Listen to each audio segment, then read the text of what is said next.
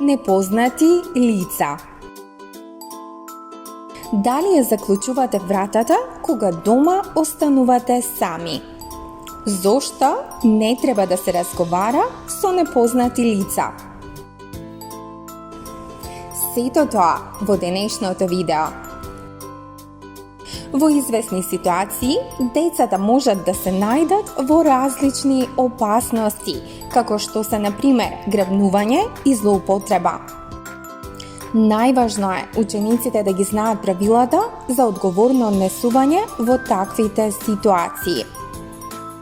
Кога сте сами дома, не отварајте ја вратата на непознати лица. Не се оддалечувајте со непознати лица. Не влегувајте во возило на непознати лица. Не разговарајте со непознати возрасни лица. Не примајте ништо од непознати лица.